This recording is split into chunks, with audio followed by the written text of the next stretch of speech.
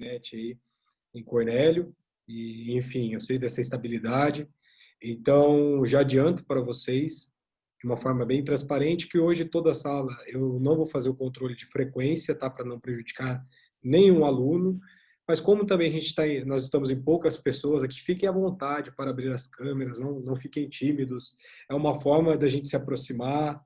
Toda aula eu vou falar isso, mas eu queria então desejar uma boa noite para o Paulo, para a Bianca, para a Bruna, para o Lucas, que estão conseguindo aqui acompanhar.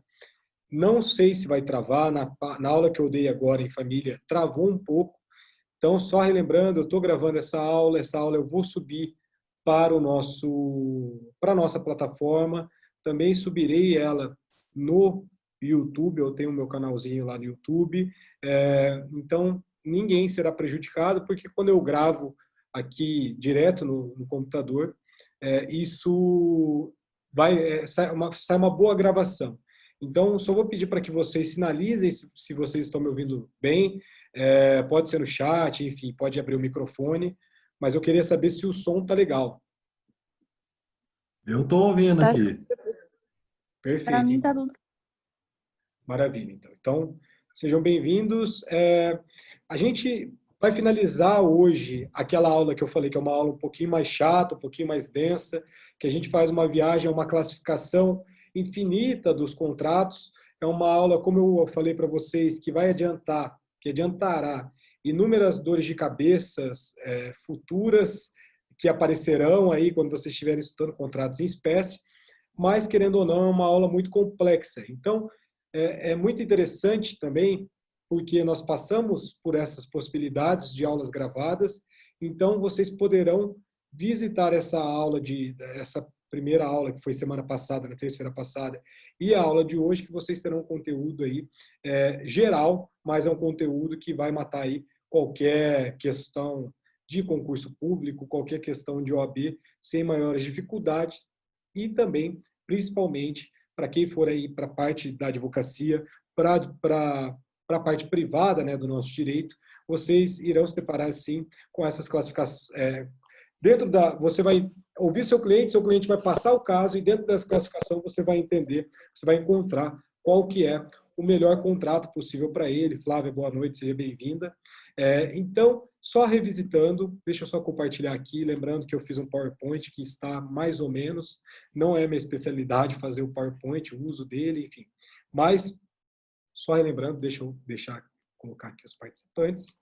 Mas só retomando, nós temos aqui as nossas classificações do contrato em decorrência da nossa legislação não estipular o que é o objeto do contrato, o que é contrato, não conceitua. Então, cabe à doutrina e à jurisprudência fazer essa tentativa de construção da natureza jurídica do contrato, dos contratos, e dentro da natureza jurídica do contrato, dos contratos, a gente tem essa tentativa de classificação, tá?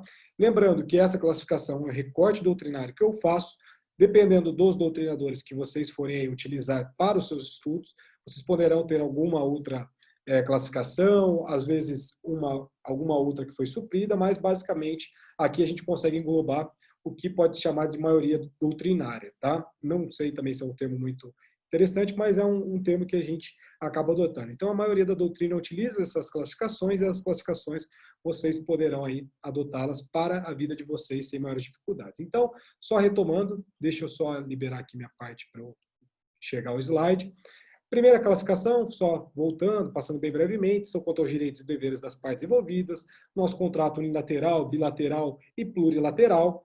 Também nós estudamos quanto ao sacrifício patrimonial das partes, se esse contrato é oneroso ou se ele é gratuito ou benéfico, quanto ao momento desse aperfeiçoamento desse contrato, se é um contrato que é feito de forma conceitual ou se é um contrato real.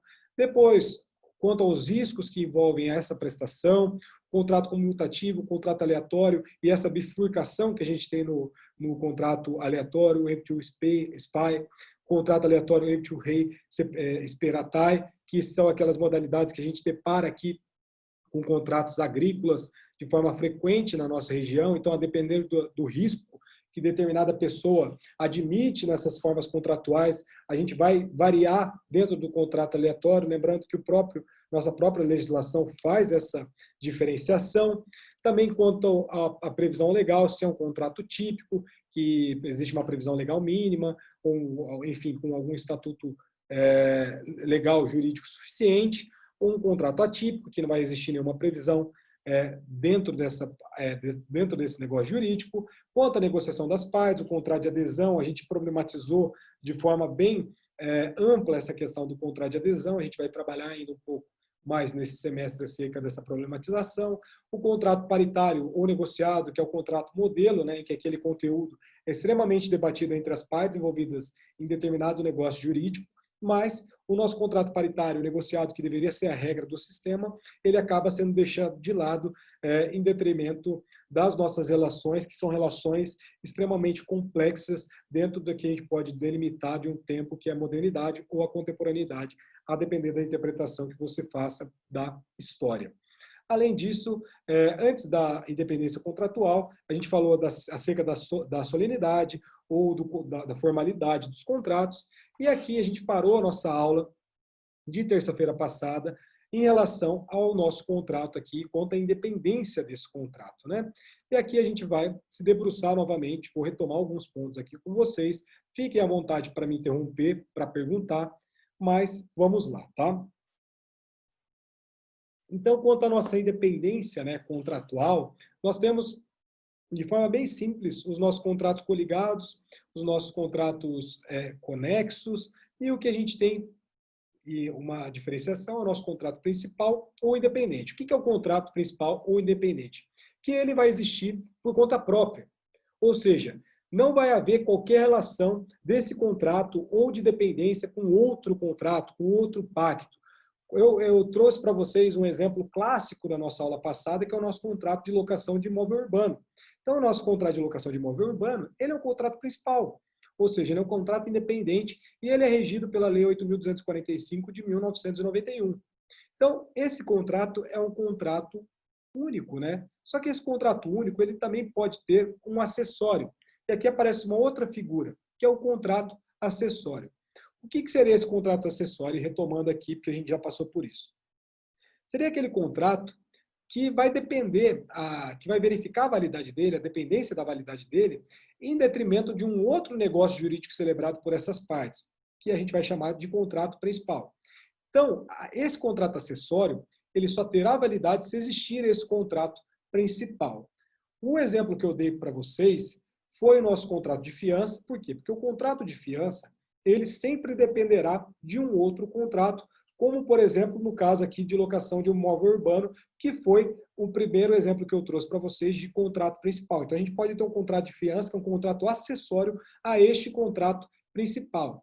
E aqui eu trouxe para vocês também um princípiozinho muito interessante para o nosso direito contratual, que é o princípio da gravitação jurídica. Por quê? Porque o nosso contrato acessório, ele vai seguir, ele vai perseguir o nosso contrato principal. Então, tudo que ocorrer dentro do contrato principal também ocorrerá aqui para o nosso contrato acessório. Então, sendo nulo o contrato principal, será nulo o nosso contrato acessório. Sendo anulável esse contrato principal, também será anulado o nosso acessório. E o contrato principal sendo extinto, também o nosso acessório será extinto. Mas isso não ocorre, lembrando que eu já falei isso para vocês, quando o contrato acessório é declarado nulo, anulável ou extinto. Por quê? Porque o contrato acessório ele é um plus, ele não tem essa ligação direta com o contrato principal. Ele é acessório, o próprio nome já diz. Mas, como eu falei para vocês, e já introduzi um pouquinho na nossa aula passada, nós temos os nossos contratos coligados. O que é esse contrato coligado e por que ele ganha tanta importância no nosso direito civil contemporâneo? Tá? Por quê? Porque esse contrato coligado ele vai se apresentar para nós como uma grande independência entre esses negócios jurídicos cujos efeitos estão interligados. Então, ambos os contratos possuem os efeitos vinculados em decorrência desses ambos contratos, tá? Então, eu trouxe para vocês um grande doutrinador que consegue definir essa questão dos contratos coligados e utilizando muito da literatura do direito civil português, que a gente se baseia nessa parte dos contratos coligados, que é o nosso Carlos Roberto Gonçalves. O nosso Carlos Roberto Gonçalves ele vai falar para nós que os contratos coligados são, pois, os que, embora distintos, né, eles possuem uma distinção, eles estão ligados por uma cláusula acessória implícita ou explícita. E o Carlos Roberto Gonçalves, dentro dessa tentativa de conceituação, ele traz um doutrinador civilista em português de extrema importância, que é o nosso Almeida Costa, que ele vai falar que o Almeida Costa ele diz para nós que são os que, esses contratos coligados, se encontram ligados ali por um nexo funcional. Então, ele pode ter uma dependência bilateral, como eu falei para vocês, um exemplo de vender o automóvel e a gasolina, unilateral, que seria, por exemplo, a compra do automóvel e um arrendamento de uma eventual garagem, ficando esse arrendamento subordinado à compra e venda deste imóvel, melhor dizendo, desse bem móvel, né, esse automóvel, ou alternativa, ou seja, compra a casa numa praia, se você não for lá transferido, você pode locar ali para outras pessoas no verão sem maiores dificuldades, tá? Então, o que a gente tem aqui? Uma manutenção, né, dessa individualidade desses contratos, mas as vicissitudes de um contrato podem sim influir sobre o outro. Então, é diferente do contrato acessório que possui uma vinculação direta ou indireta, a depender ali da nulidade, se é para um ou para outro. Aqui não. Aqui os eventuais vicissitudes dentro dos contratos coligados podem sim influir sobre o outro contrato, apesar deles serem independentes. Podem, e não devem e nem serão. Tá? Então, eles podem. E um grande autor aqui para nós, do nosso direito civil brasileiro, que é o Rodrigo Xavier Leonardo, ele vai tentar apresentar uma classificação desses contratos coligados. Então, o que ele fala para nós? Que os contratos coligados, em sentido amplo, eles vão se dividir em 3 espécies. A primeira espécie desses contratos coligados, em sentido estrito, são aqueles contratos que são unidos por alguma disposição legal que determine essa coligação. A segunda modalidade é desses contratos coligados, mas por uma cláusula expressamente prevista pelos contratantes. Esse tipo de contrato coligado por expressa cláusula entre os contratantes é extremamente comum ali nos nossos contratos de construção imobiliária. Então, primeiro, segundo e, por fim, aos nossos contratos conexos. E os nossos contratos conexos, que me chamam mais atenção de maneira particular, são aqueles contratos que possuem uma união por uma razão, mas essa razão é econômico-social. E essa modalidade é muito mais presente na nossa prática do direito contratual. Então, esses contratos aqui, que são os contratos conexos, que aparecem frequentemente aí na prática e nas questões de concursos públicos, eles são divididos, eles também são subdivididos nas redes contratuais, presentes ali nos contratos de consumo e nos contratos conexos em sentido estrito, que são as figuras existentes naquelas relações ali que não são de consumo. Então, a gente tem a possibilidade desses contratos conexos em sentido estrito, que são figuras existentes nas relações que não são de consumo, e as redes contratuais, que são esses contratos decorrentes ali de eventuais relações de consumo, contratos de consumo. Então, nessa tentativa também de se conceituar, e olha a nossa dificuldade, né? Às vezes se questiona o porquê de não ter se conceituado a questão dos contratos, por quê? Porque se você conceituasse o contrato no Código Civil, a gente engessaria o sistema. Então, imagina, contratos é uma coisa totalmente dentro daquela questão da validade, né? Se você fizer, desde que observado ali critérios de validade, essa questão da possibilidade, você não infringir nenhuma norma, enfim, dessa licitude desse contrato, a gente pode fazer ali infinitudes, né? Uma questão infinita de contratos.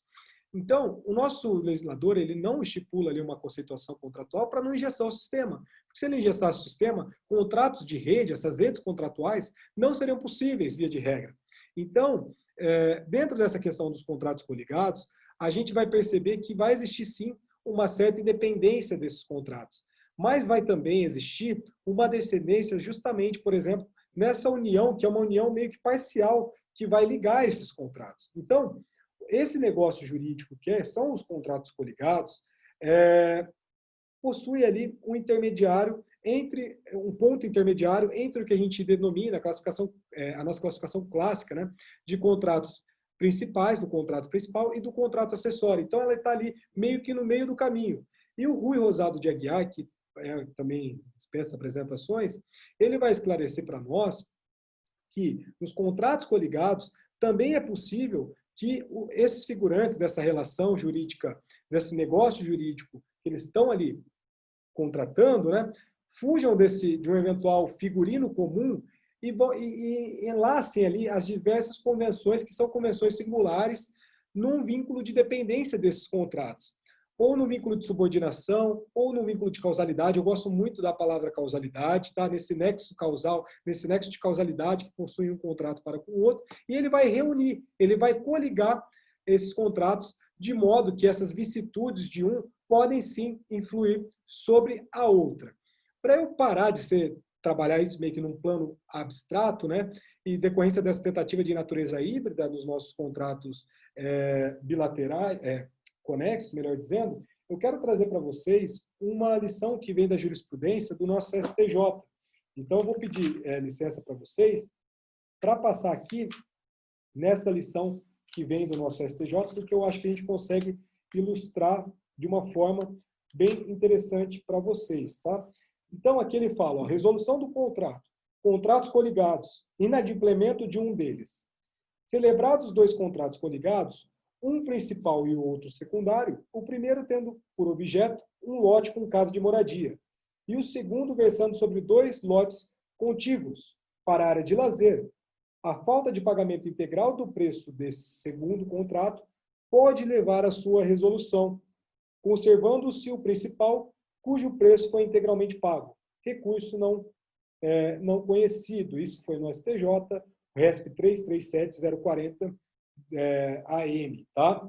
E também, num outro caso envolvendo contratos coligados, o nosso Tribunal Superior, o nosso também STJ, ele entendeu, por exemplo, que o contrato de trabalho, e olha que interessante, um contrato de trabalho entre um clube esportivo e um atleta profissional seria um negócio principal, sendo que o negócio ali envolvendo o nosso contrato de exploração da imagem desse atleta profissional seria um negócio jurídico acessório.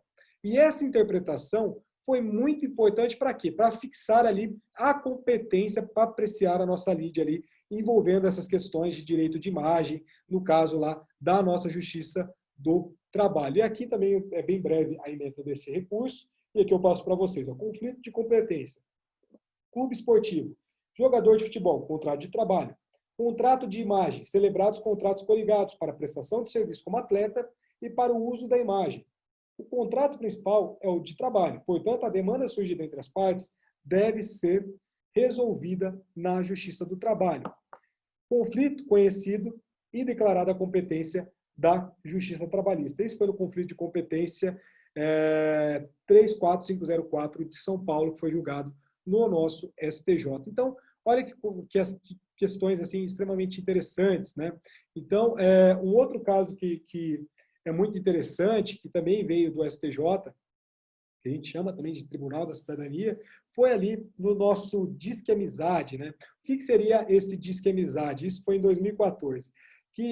E aqui também um enxerto, um trecho do RESP 1141985 do Paraná. Então, veio aqui do Paraná essa discussão, mas olha que interessante essa discussão. Ó. No caso, vai existir um elo direto das obrigações pactuadas, cujos efeitos são totalmente interligados. Então, havendo uma relação conceitada entre essa empresa de telefonia e a prestadora do Disque Amizade, no tocante à disponibilização e cobrança dos serviços, então, essas modalidades contratuais são coligadas economicamente, integrantes de um mesmo e único negócio por ação conjunta. Então, vai haver uma conexão e um entrelaçamento dessas suas relações ali jurídicas. Nesse passo, em uma perspectiva funcional dos contratos, deve-se ter em conta que a invalidade da obrigação principal não apenas contamina o contrato acessório, que é regra do artigo 184 do Código Civil, mas estende também aos contratos coligados, intermediário entre os contratos principais e os acessórios, pelos quais a resolução de um influenciará diretamente na existência do outro. Então, o que eu estou querendo passar aqui para vocês é tentar sair desse plano abstrato e trazer aqui para a nossa prática essa discussão acerca dos nossos contratos coligados que vira e mexe aparecem com muita frequência nos tribunais, tá? Então, eu acho que com isso a gente consegue ter uma noção boa acerca dos nossos contratos coligados, dos nossos contratos ali coligados em sentido estrito, dos contratos conexos, enfim.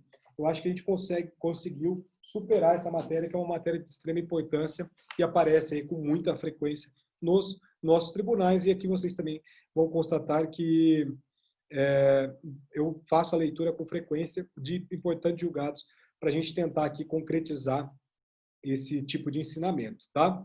Então, feita essa questão de conta independente, melhor dizendo,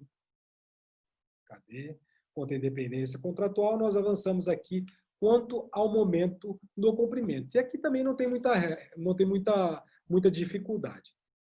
O contrato instantâneo ou de execução imediata será aquele contrato que tem um aperfeiçoamento e seu cumprimento de forma totalmente imediata. Um exemplo muito clássico desse tipo de contrato ali. O nosso contrato de compra e venda à vista.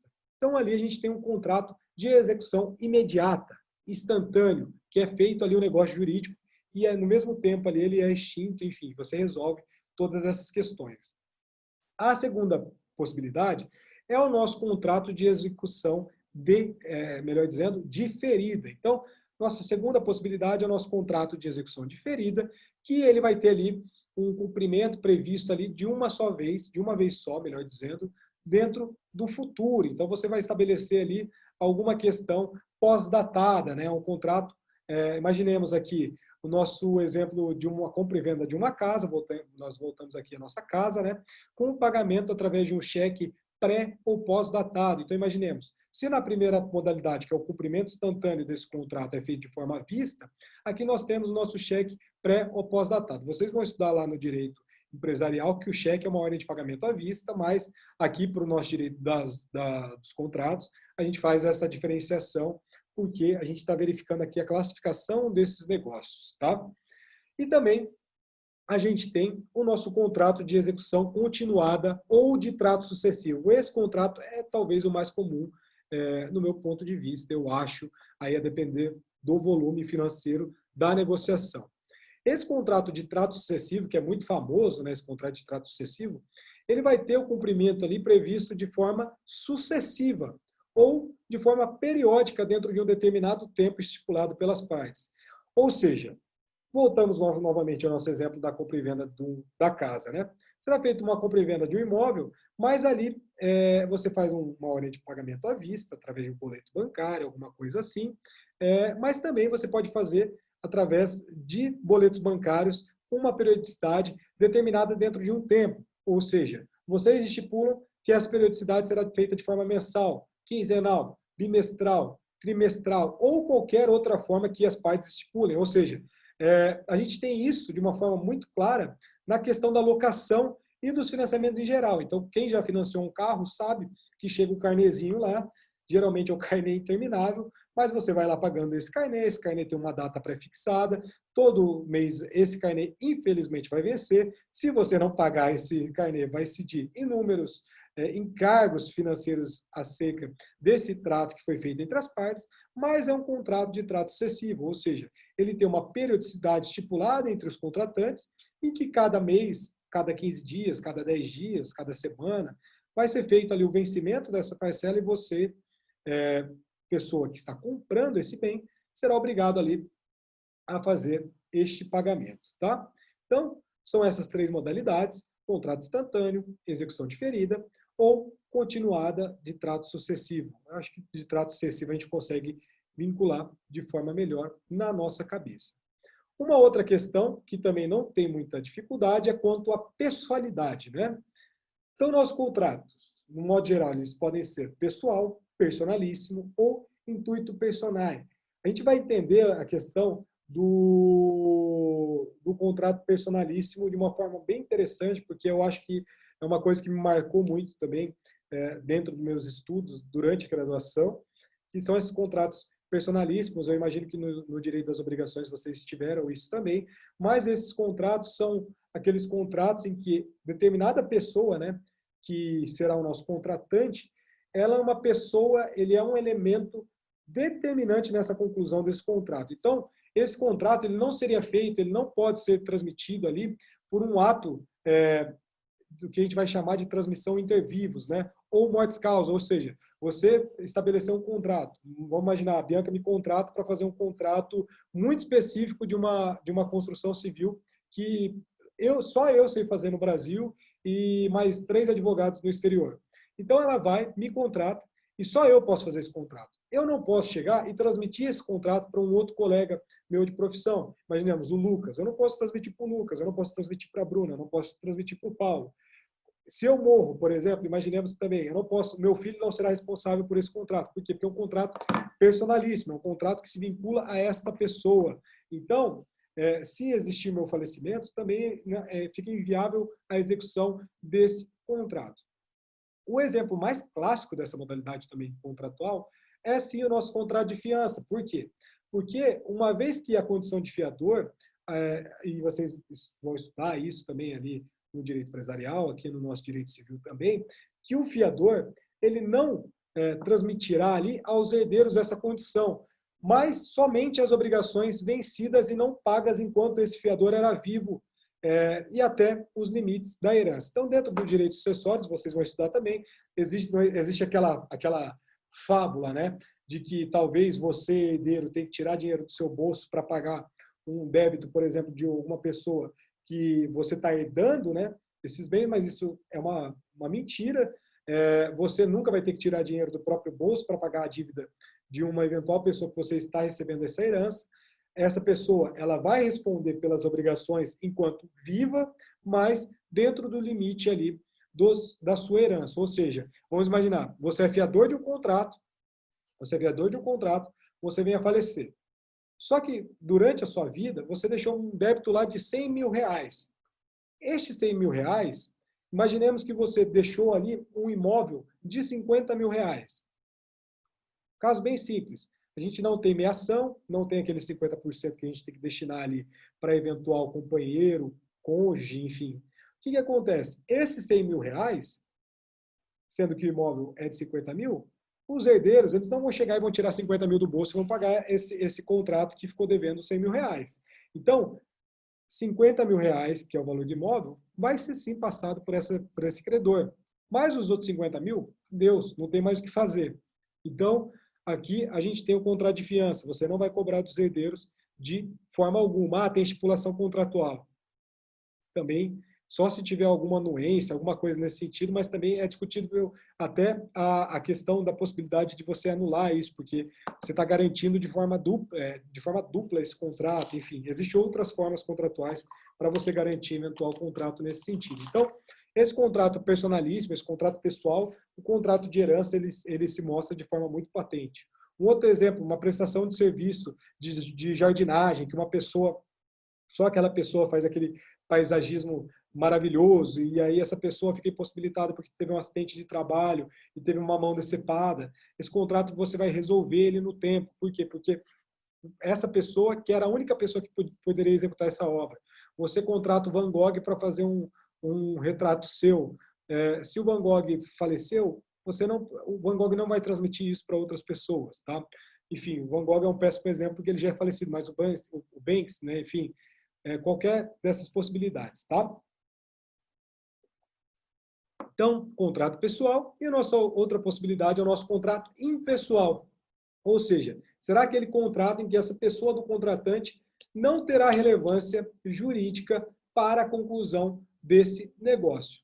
Um exemplo disso, a nossa compra e venda, que é uma hipótese em que a causa do nosso contrato possui uma relação ali com a transmissão do domínio. Aqui é um exemplo que a gente tem acerca do nosso contrato impessoal. E avançando finalmente para a nossa última classificação, para a alegria de todos e todas, quanto à nossa definitividade do negócio. E aqui também é muito interessante, tá? Por quê? Porque a gente tem duas hipóteses. O nosso contrato preliminar ou pré-contrato, que é o nosso nosso tipo de contratação, em que o negócio vai tender ali a celebração de um outro contrato no futuro, ou seja, imaginemos um compromisso, olha que interessante, não um contrato de compra e venda, mas sim um compromisso de compra e venda de imóvel, ou seja, a gente vai estudar isso com maior profundidade mais para frente, mas aqui na compra e venda de um imóvel a gente tem um contrato preliminar, uma promessa, tá? Por quê? Porque a gente tem a questão ali da transmissão através do registro no nosso cartório imobiliário, algumas questões que são mais particulares do nosso contrato de compra e venda de bem imóvel, mas eu não quero me adiantar, fiquem tranquilos, a gente vai enfrentar isso no momento adequado, tá?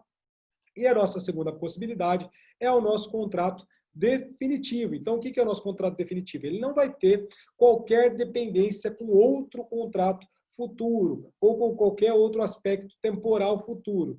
O exemplo é a nossa compra e venda de um imóvel. Não a promessa de compra e venda, mas sim a compra e venda de um imóvel, vamos imaginar ali de forma à vista, enfim. Então, a nossa promessa, nosso instituto promessa, nossa forma de promessa de compra e venda é diferente do nosso contrato de compra e venda, tá? E a gente consegue imaginar isso nessa classificação quanto à nossa questão da definitividade do nosso negócio.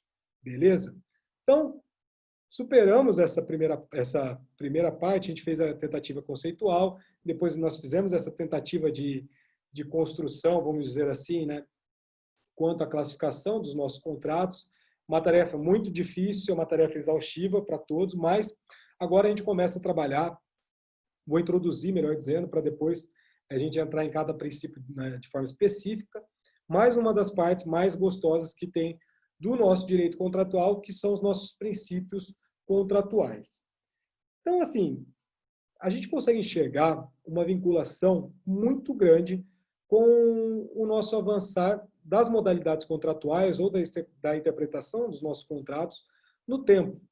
Ou seja, em determinado momento histórico, em que se valorizava muito a autonomia da vontade, muito influenciada por Kant e pela Revolução Francesa, lembrando que Kant trocava cartas com frequência com membros, né, com líderes da Revolução Francesa, e a nossa autonomia da vontade, essa questão dessa subjetividade, essa importância da manifestação dessa vontade do indivíduo, ela ganha um relevo ao ponto de que o contrato fazia lei entre as partes, né? A gente sabe, nosso pacta sunt servanda, essa estipulação romana em que ela é trazida, ela é atualizada dentro dos ideais da nossa Revolução Francesa, em que a gente tem essa figura, esse contrato intocável, essa veste jurídica da nossa articulação econômica, como diz o nosso Enzo Rocco, que é um grande jurista na parte dos contratos italiano, que é um dos, se não o maior jurista que trabalhou a ideia dos contratos.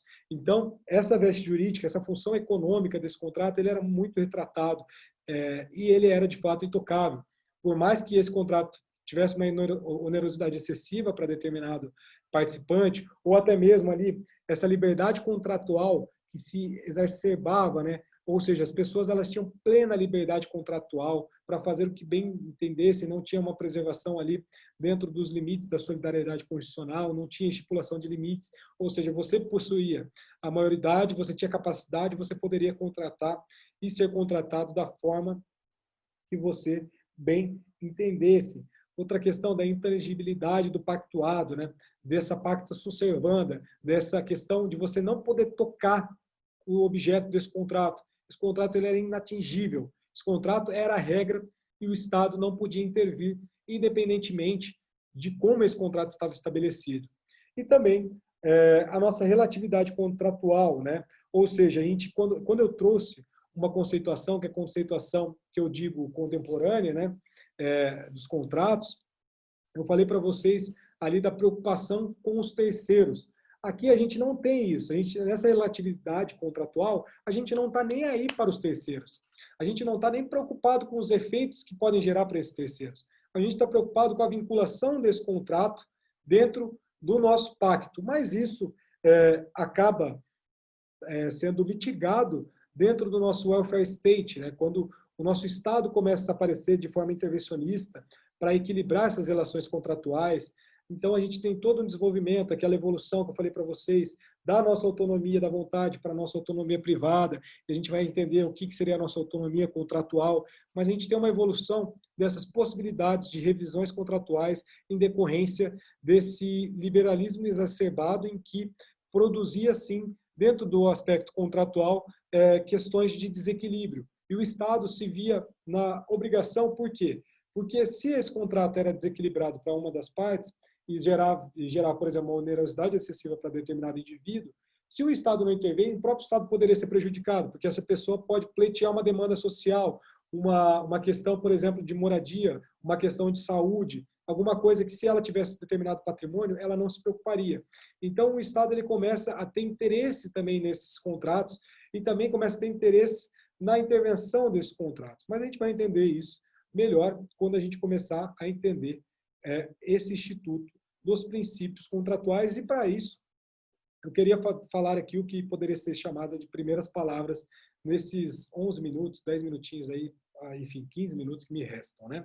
Por quê? Porque dentro desse recorte, que a gente chama de recorte da contemporaneidade, que alguns dizem pós-modernidade, enfim, se tornou um negócio muito notório para todo mundo, e até uma coisa que acaba sendo, hoje, não chacota, mas algo banalizado dentro da nossa academia, que é o nosso direito civil constitucional, né? Nosso constitucionalismo aqui guiando o nosso direito civil. Mas nada mais é do que, quando a gente estuda o nosso Código Civil com maior profundidade, que o nosso Código Civil de 2002 seria o nosso Código de Princípios. Por quê? Porque a nossa principiologia jurídica ganha um peso muito relevante aqui para o nosso Código Civil, independentemente da relação que vocês estão tratando de estudos. Ou seja, lá no nosso direito das sucessões, a gente tem influência da Constituição de forma gritante, no nosso direito de família, no nosso direito das obrigações, no nosso direito contratual. O nosso Código Civil ele é guiado pela nossa Constituição Federal. E assim, por mais que seja uma coisa, nosso Código Civil 2002, com vigência 2003, só que o nosso Código de Processo Civil recente, de 2015, que entra em vigor em março de 2016, ele também vai valorizar muito esses princípios constitucionais, como, por exemplo, a dignidade da pessoa humana e também a boa-fé objetiva, que aparece a boa-fé objetiva processual. E, além disso, a gente tem que estabelecer e dar os nomes aos bois, né, que são os grandes autores e grandes autoras que sustentam essa escola do direito civil constitucional, e eu tenho alguns artigos aqui que eu posso indicar para vocês, posso enviar para vocês. A maioria desses artigos eu tenho em PDF, então, se alguém tiver interesse em se aprofundar no tema, mas o Gustavo Tepedino, talvez o maior nome do nosso direito civil constitucional, o nosso professor Luiz Edson Fachin, hoje ministro do Supremo Tribunal Federal, Paulo Lobo, que tem uma importância gritante para o nosso direito civil das famílias e das sucessões, a Giselda Ironaca, enfim, entre outros inúmeros importantes autores, Maria Berenice Dias, enfim. Nós temos, então, uma escola que ganha gigante destaque na interpretação do nosso direito civil, que é o nosso direito civil constitucional. Vale lembrar, e aqui eu não estou querendo tentar traduzir Alex para vocês, enfim, vocês com certeza estudaram isso ali na filosofia do direito, enfim, quando você, ou vão estudar ainda, né, a questão dos princípios, normas, tanto do Work quanto Alex, Hart, enfim. Mas os princípios, de uma forma bem crua, eles são os regramentos básicos que são aplicáveis ali a um determinado instituto jurídico, né? E, no caso em questão que a gente está fazendo o recorte, os nossos contratos. E os nossos princípios, eles são, vamos dizer assim, abstraídos das normas, né? E eles, além das normas, eles possuem uma abstração também dos costumes, da doutrina, da jurisprudência e dos aspectos políticos, econômicos e sociais de determinada sociedade. Os nossos princípios, eles podem estar expressos, né, na norma, em determinada norma, mas não necessariamente. Eles estarão implícitos, né, eles estarão escancarados, ali, explícitos, melhor dizendo, escancarados dentro de uma codificação, dentro de uma legislação, enfim. Um exemplo para vocês, a nossa questão da função social dos contratos. A nossa função social dos contratos, ela possui um vínculo muito claro e aparente quando ela vem descrita no nosso Código Civil, no artigo 421 e no nosso artigo 2 2035, parágrafo único, do nosso Código Civil. Mas ele não aparece de forma explícita, mas sim de forma implícita no nosso Código de Defesa do Consumidor e também na nossa CLT, que são normas que, via de regra, elas protegeriam, né, ou protegem o que a gente denomina de vulnerável dentro dessa relação contratual. Então, tanto o Código de Defesa do Consumidor quanto a nossa CLT seriam normas que protegem ali o vulnerável dentro dessa relação contratual. Eu não quero aqui me aprofundar, criticar, mas vocês sabem as questões que a reforma trabalhista trouxe de prejudicial para os trabalhadores, em que se retirou muitos direitos que eram totalmente consagrados, constitucionalmente até a esses trabalhadores, né? Mas aqui a gente tem aqui também os juízes, em decorrência do nosso controle difuso de constitucionalidade, decretando ali, determinando a inconstitucionalidade de determinados dispositivos que venham com a reforma trabalhista, para aplicar ali as legislações anteriores à reforma em relação da questão mais benéfica para o trabalhador. Mas eu vou deixar a CLT de lado, vocês vão ter excelentes aulas em relação ao direito do trabalho, mas eu quero trabalhar de forma específica a nossa Lei 8.078 de 90, que é o nosso Código de Defesa do Consumidor. Por quê? Porque a função social dos contratos ela vai ser retirada ali de vários dispositivos previstos na nossa codificação consumerista. Para enumerar aqui um pouco para vocês, o artigo 46, o artigo 47, 51, 52, 53, enfim, inúmeros artigos ali, ele aparece a função social dos contratos. Mas vale destacar também a grande importância que o nosso Código de Defesa do Consumidor tem para os contratos, uma vez que a grande maioria, e aqui é muito interessante, por isso que eu falo para vocês, nosso contrato de adesão ele começa a aparecer com excessiva expressão, e aí a gente começa a relativizar essa importância das partes na discussão de eventual negócio jurídico, mas a grande maioria das relações negociais hoje, dos nossos negócios jurídicos patrimoniais, é sim de consumo. E dentro do artigo 2º e o artigo 3º do nosso Código de Defesa do Consumidor, a gente tem ali o que se pode denominar, e dentro das lições da uma grande jurista, enfim, a maior jurista de direito do consumo aqui do Brasil e que sai com enorme relevância internacional, que é Cláudia de Lima Marques, que internaliza, né, que traz para nós a questão do diálogo das fontes, que é um instituto que vai tentar traduzir o quê? O diálogo entre duas codificações, por exemplo, o diálogo entre o Código Civil e o nosso Código de Defesa do Consumidor, no que tange, por exemplo, os contratos. Então, o nosso diálogo das fontes é uma tentativa de tradução, de uma interpretação de uma eventual antinomia dentro da hermenêutica, ou seja, eventual conflito de norma em que o intérprete, o hermeneuta, o magistrado, a magistrada, no caso concreto, ele vai ali abrir ambos os códigos, ou seja, o Código de Defesa do Consumidor e o Código Civil, ao mesmo tempo, e interpretar. Interpretar de qual forma? No caso das relações de consumo, da forma em que não vai prejudicar este consumidor, que é o vulnerável dentro dessa relação contratual.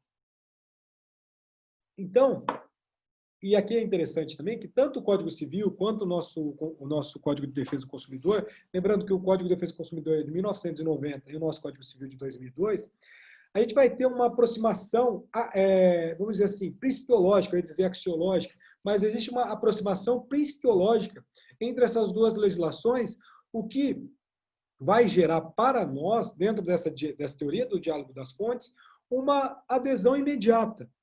Por quê? Porque a gente vai decorrer de uma interpretação de forma substancial desses princípios sociais que são contratuais, encampados pela nossa codificação civil de 2002.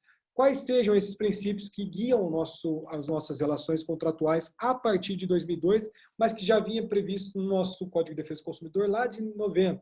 2 princípios são fundamentais que vocês nunca mais esquecerão. E a gente vai estudar esses 2 princípios de forma mais aprofundada nas próximas aulas. Mas a nossa função social dos contratos e a nossa boa-fé objetiva. Então, dentro dessa linha de interpretação, o nosso enunciado 167 do Conselho da Justiça Federal, em conjunto com o STJ, dentro da 3ª jornada de direito civil, eles escreveram lá, eles aprovaram um enunciado 167, que vai trazer para nós o quê? Que com o advento ali do que a gente tem no Código Civil de 2002, aconteceu uma grande aproximação dos princípios ali entre o Código Civil de 2002 e o Código de Defesa do Consumidor, no que respeita ali à regulação contratual. Por quê? Porque ambos os códigos, né, o caso, uma lei ali, o nosso Código de Defesa do Consumidor e o nosso Código Civil, são sim incorporadores de uma nova teoria geral dos contratos. Então, quando a gente está falando ali, entenda, essa linha histórica, né, nossa Constituição Federal em 88, ali com a vigência no dia 5 de outubro de 88. Posteriormente, o nosso Código Civil de 2002, aliás, melhor dizendo, nosso Código de Defesa do Consumidor, que vem em 1990, e depois o nosso Código Civil de 2002, a gente vai ter uma interpretação e uma aproximação principiológica entre esses dois institutos, guiados pela nossa Constituição Federal, e não poderia ser diferente. Por quê? Porque, além de você interagir entre o Código de Defesa do Consumidor e o nosso Código Civil, claro que nós precisamos interagir também com a nossa Constituição Federal, no que tange aqui o nosso direito contratual. Então, jamais a gente pode esquecer ali os princípios, por exemplo, da valorização da dignidade da pessoa humana, que está escrito, melhor dizendo, dentro do artigo 1º, inciso 3º da Constituição Federal, a nossa solidariedade social, que é o nosso artigo 3º, inciso 1º, aqui é muito fácil, só você inverter, né? Dignidade da pessoa humana, 1º, 3º, solidariedade social, 3º, 1º, e a igualdade ali, lato sensu, ou a isonomia, dentro do caput do artigo 5º da Constituição Federal, que vai guiar o nosso rol dos direitos fundamentais. Então, essa realidade interpretativa vai ser sim vista dentro da nossa jurisprudência nacional, e aqui eu queria trazer para vocês também um exemplo disso, dentro dessa interpretação constitucional, e aqui vem um julgado do Tribunal de Justiça de Minas Gerais, que traz para nós, direito civil constitucional, revisão de contrato de financiamento para aquisição de casa própria, possibilidade, inteligência do princípio fundamental da dignidade da pessoa humana, função social do juiz. O pedido de revisão contratual encontra amparo no princípio fundamental da dignidade da pessoa humana, nos direitos sociais da moradia e da habitação, na finalidade institucional e social da Coab e no objeto do contrato. E a alegação de que a revisão do contrato, nos termos definidos pela sentença recorrida, macula o Decreto-Lei 2.164 de 84 e a Lei 8.004 de 90, não procede, pois as referidas leis devem ser interpretadas em conformidade com a Constituição da República. Como bem acentuou o ministro Luiz Fux, do Superior Tribunal de Justiça, à época, né, desse julgado, não se pode fazer a aplicação da legislação infraconstitucional sem passar pelos princípios constitucionais, dentre os quais sobressai o da dignidade da pessoa humana, que é um dos fundamentos da República Federativa do Brasil e um dos primeiros que vem prestigiados na nossa Constituição Federal. A possibilidade de revisão do contrato como forma de compelir o mutuário ao pagamento de um financiamento, que lhe retira praticamente toda a renda, extrapola os limites da legalidade e afronta a cláusula pétrea de respeito à dignidade humana. E a Constituição da República Federativa do Brasil impõe que a relação contratual entre o mutuário e o mutuante seja equilibrado, pois somente dessa maneira o direito social à moradia, à habitação e o princípio fundamental da dignidade humana e da democracia econômica e social serão efetivados. Então, qualquer conclusão diversa a esta, que impeça a revisão contratual, será desarrazoada e, portanto, ofensiva ao devido processo legal substantivo, visto contrariar os objetivos da legislação constitucional e infraconstitucional aplicáveis ao direito social, à moradia e à habitação. Então, galera, eu não quero mais me estender. Hoje a gente vai parar por aqui. Amanhã a gente vai adentrar de cabeça, vamos dizer assim, ao princípio da autonomia privada, ao nosso princípio da função social dos contratos, princípio da força obrigatória dos contratos, que eu falei para vocês acerca da nossa intangibilidade ali, dos contratos, princípio da boa-fé objetiva e princípio da relatividade dos efeitos contratuais. Por óbvio, a gente não vai finalizar amanhã todos esses princípios, mas a gente vai começar a passar por eles. E outra coisa, nós estamos diante de uma sociedade capitalista. Então, a nossa legislação ela tem que impulsionar os nossos contratos. Por quê? Porque será, como eu falei para vocês, dentro do nosso Enzo Rocco essa veste jurídica da nossa circulação econômica. Então, esses contratos precisam garantir essa circulação econômica. Mas, querendo ou não, nós também, ao invés de ter a mitigação dessa autonomia da vontade, tudo, nós iremos aprimorar, né? Nós iremos qualificar esses princípios dentro da nossa Constituição Federal. Então, a gente não quer afastar os contratos. Pelo contrário, se nós somos guiados pelo capitalismo, nós temos ali que promover essa modalidade contratual, mas dentro dos princípios que a nossa Constituição trouxe para todos nós, tá? Então, finalizo a aula de hoje. Queria agradecer imensamente. Não sei se vocês tiveram muita dificuldade em relação à conexão de internet. Espero que não, porque eu sei da dificuldade que vocês estão passando aí em Cornélio, espero que de forma temporária, em relação aí à conexão. E espero que todos tenham uma boa noite, que essa aula tenha sido de alguma forma útil para todos vocês, e se alguém tiver alguma dúvida, fiquem totalmente à vontade aí para tirá-la.